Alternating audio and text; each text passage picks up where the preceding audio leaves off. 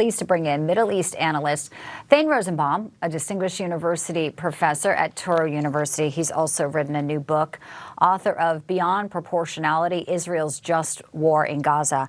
Thane, it's great to have you. 2 years since October 7th atrocities, and you have people on the streets of New York City saying, Hamas, keep going.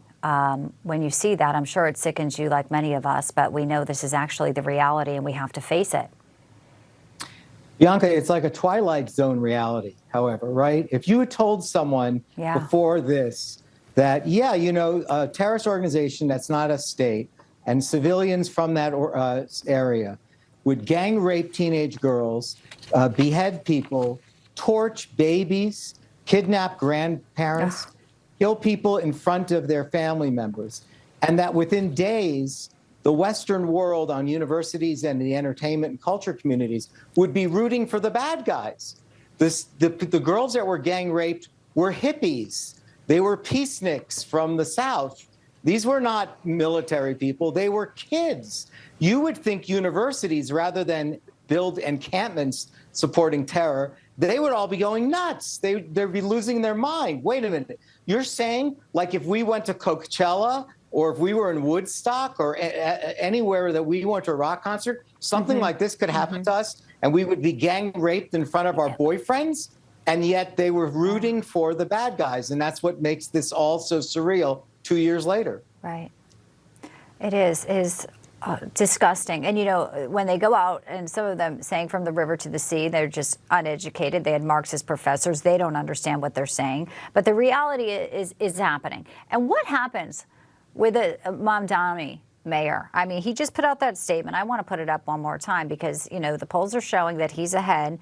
And he is saying Prime Minister Netanyahu and the Israeli government launched a genocidal war, a death toll that now exceeds the Israeli military, bombing homes, hospitals, schools, and trouble. This is what he is putting out.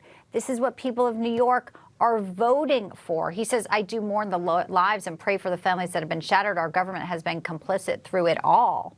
That's the type of leadership New York is going to have in a situation, as you mentioned, that's been 2 years in the making of all this anti-Semitism.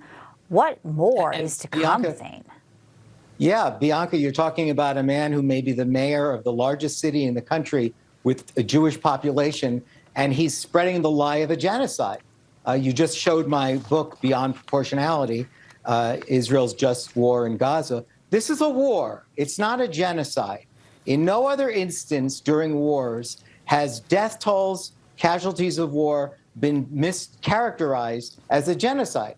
They're using a word that specifically means came into the global vernacular because of the Holocaust, and they're using this word against Jews. So to me, look at what Mamdani's focusing on. First, he's calling a war a genocide.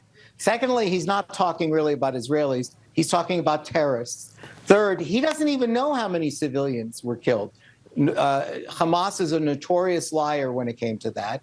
And the vast majority of the Gazans wholeheartedly supported Hamas. It was adoring Hamas, a democratically elected Hamas, spit on Jewish hostages, cheered the dragging of Jewish corpses through the streets.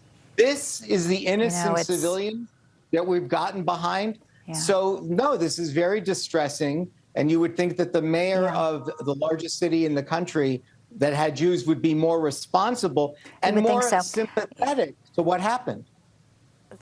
Thane, obviously you're an educator and you'll be telling this story. You've written a book on it. Also, in about 20 minutes from now, there'll be a news conference. New Jersey Congressman Joth Gottheimer is talking about a bipartisan October 7th Remembrance Education Act. That way students will learn the realities of what October 7th was, the atrocities, the attack on innocent, as you say, Israelis, not a genocide. And one, frankly, with these peace talks, they could be ending right now if they just drop their arms. Thane Rosenbaum, always a pleasure to have you. Thankful for your comments today. Thank you, Bianca.